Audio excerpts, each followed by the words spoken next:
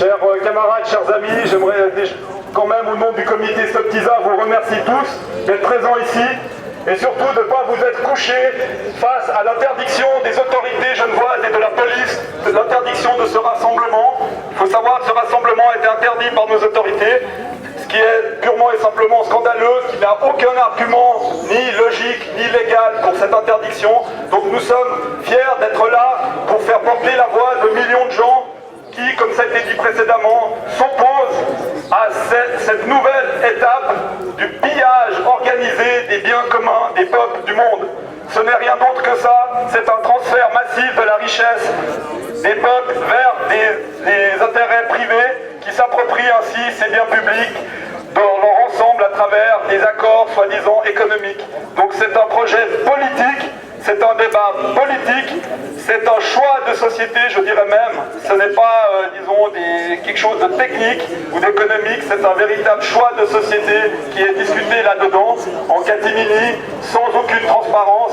Les gouvernements, y compris le gouvernement suisse, et là je dirais que c'est une honte pour nous, citoyens suisses, de savoir que notre gouvernement fait partie de ces négociateurs laquais du capital qui se croient tout permis dans le dos des peuples sans aucune légitimité puisque personne leur a donné ce mandat de vendre, de brader les biens publics, de brader la démocratie par la même occasion puisque à travers ces accords TISA c'est aussi la fin de la souveraineté populaire puisque cette justice privée où ces accords s'imposeront aux lois, aux règlements décidés de manière démocratique, ils s'imposeront par le haut, avec très peu de moyens d'y résister, et donc c'est une véritable dictature, en fin de compte, du capital, dictature de ces sociétés transnationales, mais n'oublions pas que ce n'est pas seulement les transnationales qui sont à la manœuvre.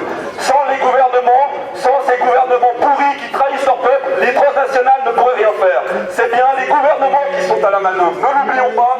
N'attaquons pas seulement les transnationales sans l'appui de ces politiciens véreux qui trahissent leur peuple, qu'il n'y aurait rien de possible dans cette affaire. Donc, soyons attentifs à aussi porter notre réflexion sur la trahison de ces gouvernements, y compris du gouvernement suisse, qui est parmi les plus fervents partisans de ces accords. Je voudrais juste encore dire que cette question de la démocratie, on le voit aujourd'hui avec ce qui se passe en Grèce, c'est bien le cœur de tous les combats actuels.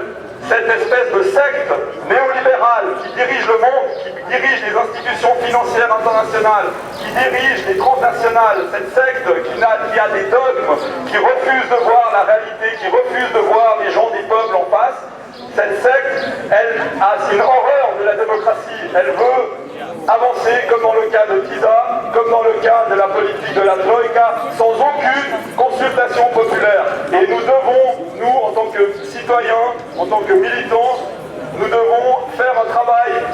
Nous avons le devoir vraiment de mobiliser les gens, faire circuler l'information, mobiliser la population, et nous sommes sûrs de l'emporter si nous arrivons à un certain niveau de masse d'information. Parce que les gens sont contre cette politique, ce n'est pas possible de soutenir un tel plan de pillage, disons, des biens communs. Personne n'est dupe s'il a des informations disponibles. Donc voilà. Je crois que je vous appelle à, si des gens veulent prendre la parole, ils sont les bienvenus au micro. Aussi dire que nous sommes très contents de faire cette campagne commune avec le réseau, la campagne Stop Impunity.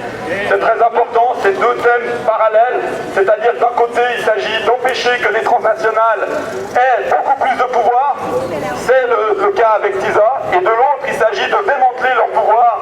Alors on voit bien que les deux objectifs sont complètement identiques. Mais je crois que TISA actuellement est une menace vraiment très forte et qu'on devrait concentrer nos forces en priorité sur ce combat qui risque de rentrer dans le cadre, disons, légal assez rapidement si ces pays vont jusqu'au bout de leur trahison, si ces gouvernements trahissent jusqu'au bout. Donc voilà, je laisse la parole aux camarades suivants. Merci. Merci. Ouais.